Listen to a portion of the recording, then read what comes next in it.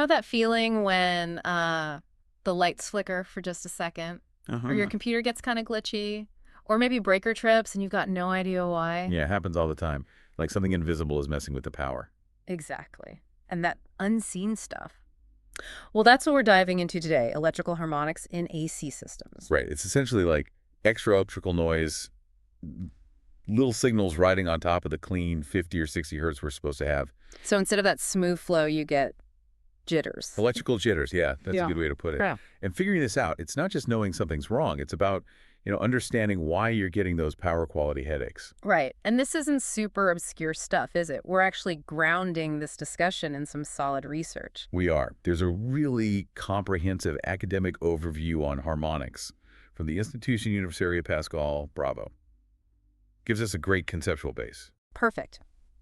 So our mission today really is to unpack what these harmonics are, where they pop up from, why they're a problem, and importantly, what we can actually do about them. And keep it clear, right? Yeah. No crazy jargon. Definitely aiming for clarity. Hopefully you'll have a few aha moments listening in. Okay, let's get started. So first things first, the basic problem is this distorted wave. See, in an ideal AC system, voltage and current, they flow in these perfect smooth sine waves. Like a nice clean wave on the ocean. Exactly like that. But harmonics, they come along and mess up that smooth picture. How? What are they fundamentally? They're basically extra sine waves, but their frequencies are whole number multiples of the main one. Okay, so if the main one is 60 hertz. Then you get harmonics at 120 hertz, 180 hertz, 240 hertz, and so on, multiples. For 50 hertz, it'd be 100, 150, 200. Gotcha. And the key thing is, these extra waves layer onto the original clean wave. And that's what distorts it. That's what leads to these power quality problems. So that smooth ocean wave suddenly gets all choppy with smaller waves on top. Precise. It's like an electrical orchestra playing out of tune. So how did we even figure this out? This sounds like Joseph Fourier's territory. Absolutely. Fourier, the French mathematician and physicist. Brilliant guy. His big insight was that any repeating waveform, no matter how jagged or complex it looks, Yeah. can actually be broken down, decomposed into a sum of simple, pure sine waves. Wow. Okay. That's a powerful idea. Huge breakthrough for understanding signals. And the tool he gave us for that is the Fourier series. That's the one. Yeah. Think of it like a mathematical prism. You shine your distorted electrical signal through it, and it splits out all the individual harmonic frequencies that make it up. It tells you what frequencies are there, how strong each one is, its magnitude, and even its timing, its phase. Okay, so it's like identifying every single instrument playing in this messy electrical orchestra. Exactly. And once you know which instrument, which harmonic is causing the trouble. Then you can figure out how to fix it. Precisely. That analysis lets you pinpoint the culprits, the devices or conditions creating the distortion. That detective work is step one for designing solutions, like filters. Which we'll get to. Okay, makes sense. So, distorted waves. Now, the overview mentioned current harmonics and voltage harmonics. What's the difference there? Yeah, that's a really key distinction, current harmonics. They mostly come from the loads connected to the system, especially what we call nonlinear loads. Nonlinear, meaning they don't draw power smoothly. Right, they don't draw current in that nice sine wave shape. Voltage harmonics, though, are more like the system's reaction to those distorted currents. Ah, okay, so the load draws current funny, and that makes the voltage waveform wobble in response. You got it. It's like pulling unevenly on a rope. The current draw makes the whole rope vibrate weirdly, the voltage distortion. And there are rules about how much wobble is... Okay, right. You mentioned ID 519. Yep, think of IE 519-1992 as the speed limit for harmonics. It sets acceptable levels for voltage distortion. Too much noise starts causing problems for other equipment. Does it cover current, too? It does. It also sets limits for odd current harmonics. And those limits depend on things like the system voltage and its short-circuit capacity, basically. Yeah. How sturdy the grid is at that point. Interesting. Now, what about even harmonics? You said they're kind of unusual. Yeah, that's a curious thing. Even harmonics, second, fourth, sixth, etc., they tend to cancel themselves out over a full AC cycle because of symmetry. So if you do see them... If you see significant even harmonics, it's often a red flag. It suggests something isn't symmetrical in how the system's behaving. Yeah. Maybe something non-periodic is happening. Like what? Well, you might see it in certain industrial processes, arc furnaces, for instance, where the electrical draw isn't the same in the positive and negative halves of the cycle. Finding them means you should probably investigate further. Got it. So beyond just the frequency number, there's this idea of sequence positive, negative, zero. Sounds a bit more complex. It adds another layer, especially for three-phase systems, positive sequence harmonics. They rotate in the same direction as the main 50 or 60 hertz frequency. And they do useful work. Yeah, they're the ones actually delivering power to the load, doing the job. Think of three dancers spinning together smoothly. Okay, those sound all right. What about negative sequence? Negative sequence harmonics spin the opposite way. Instead of delivering power, they actually push back against the source. That sounds bad for motors. It is. It creates a braking torque, causes vibrations, reduces efficiency, and generates extra heat. Like one of those dancers suddenly spinning the wrong way, causing chaos. Ouch. Okay, and the third type, zero sequence. Zero sequence harmonics are different again. They don't really rotate between the phases. They're all in sync, in phase with each other on all three lines. And what does that mean practically? It means their currents don't cancel out in the neutral wire like the balanced fundamental currents do. Instead, they add up. Add up in the neutral. Yes, especially the triplen harmonics, the third, sixth, ninth, any multiple of three. Because they're in phase, their currents combined in the neutral. So the neutral current could actually be higher than the current in the main phase wires. Potentially, yes. Significantly higher in some cases, with lots of single-phase nonlinear loads. Right. It's like those dancers just jumping up and down together, stressing the neutral without moving forward. Wow, that's counterintuitive. It really is. Yeah. And these triplens also act as reference points. Between any two triplens, you'll find one negative and one positive sequence harmonic. It fits a pattern. And just to recap the frequency calculation, it's simple multiplication. Dead simple. Harmonic order times the fundamental frequency. Third harmonic, 60 hertz system. 3 times 60 is 180 hertz. Okay. Now, you also mentioned delta-connected transformers doing something about these zero-sequence ones. Ah, right. Delta windings have this neat characteristic.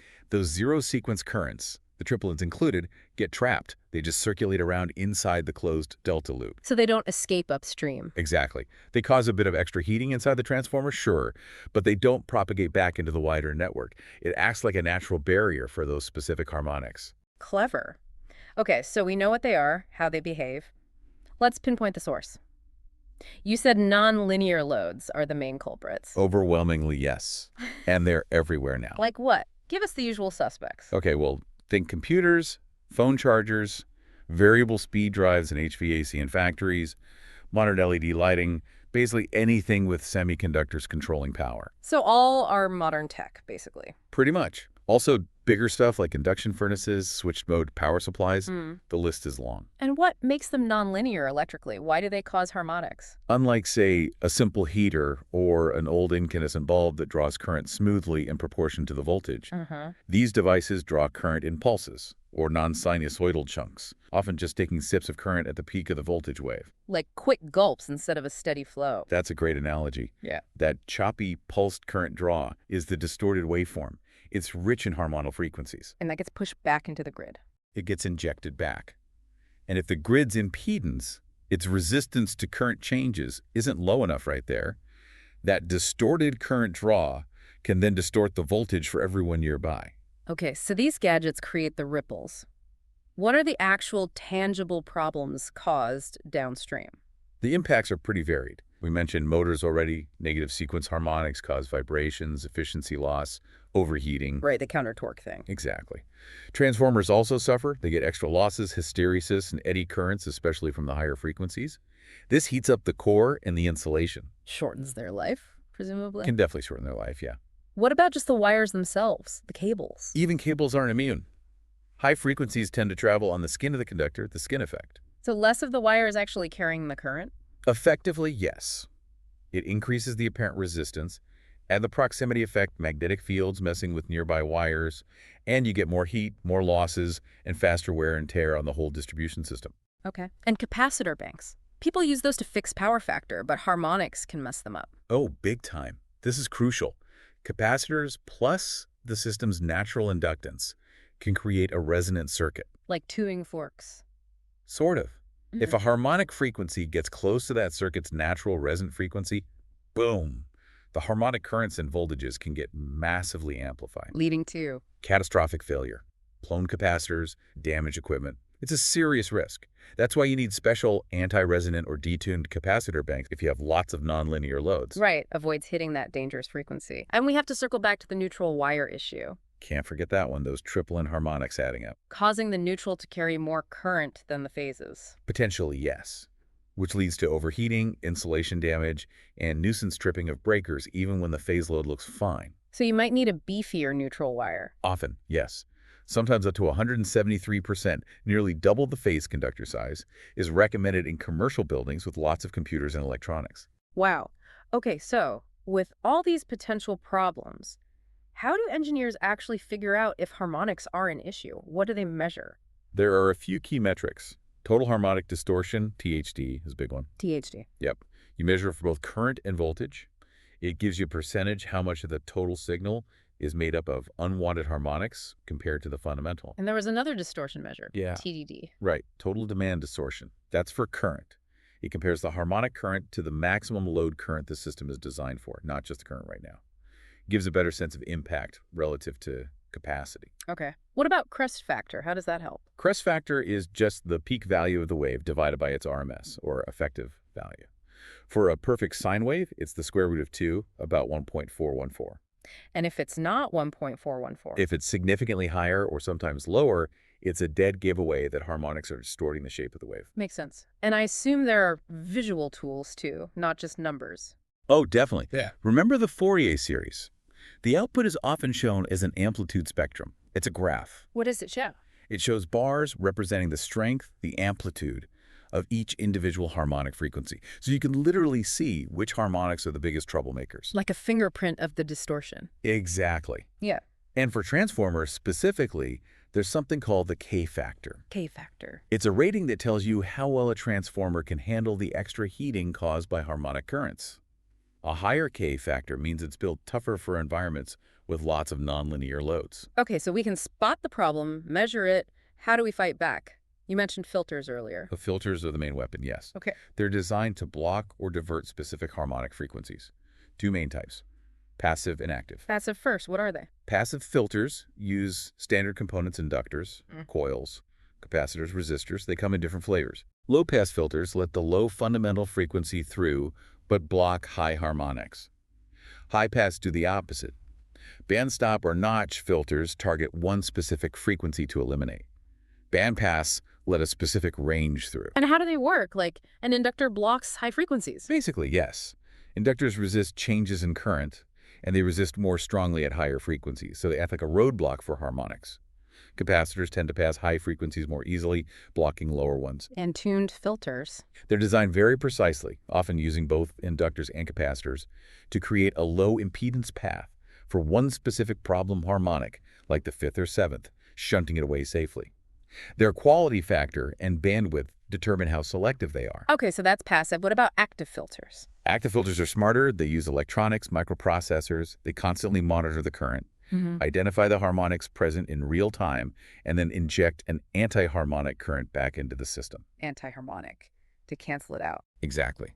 It's like noise-canceling headphones for your power line. They create an opposite waveform to flatten out the distortion. Sounds effective, but probably more expensive. Generally, yes. More complex, more costly than passive filters. But they're more adaptable to changing loads and harmonic conditions. Got it. Now let's quickly touch on power factor again. You said harmonics hurt the power factor. They absolutely do. Because power associated with harmonic frequencies isn't doing useful work. It's just circulating, causing losses. So it makes the system less efficient overall. Right. It contributes to a lower power factor, which utilities often penalize financially.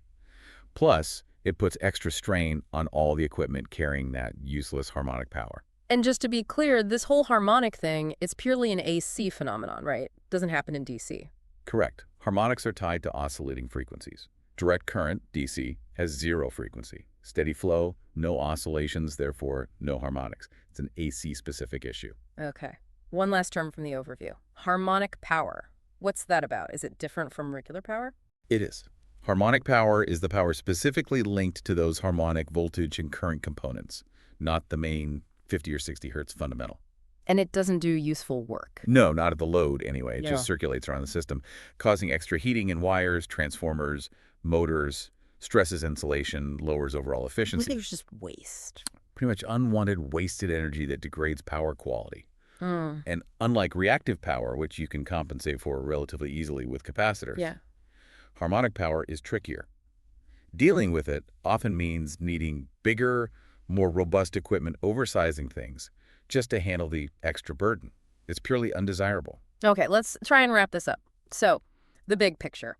Harmonics are these extra unwanted frequencies messing up our nice, clean AC power. Generated mainly by all our modern electronic gadgets, our nonlinear loads. And they cause a whole range of problems: overheating, inefficiency, equipment damage, weird tripping. Exactly. Mm. Understanding them, measuring them, and then mitigating them with things like filters is really vital for keeping our electrical systems reliable and efficient. So, even though you can't see them, these harmonics are a really significant part of modern electricity. They affect how well things run, how long they last. Definitely. They're a hidden factor in system performance and reliability. Maybe next time the lights flicker, you'll think, could be harmonics. Huh, maybe. So that brings us to our final thought for you, the listener, to chew on as we keep plugging in more and more of these nonlinear electronic devices: computers, chargers, EVs, solar inverters. Which we definitely are. What kind of new solutions or maybe bigger grid level strategies are we going to need to really get a handle on harmonics and minimize their impact across the board in the future? That's a big question going forward. How do we manage this growing challenge? Something to think about indeed. Managing the unseen power that keeps our world running.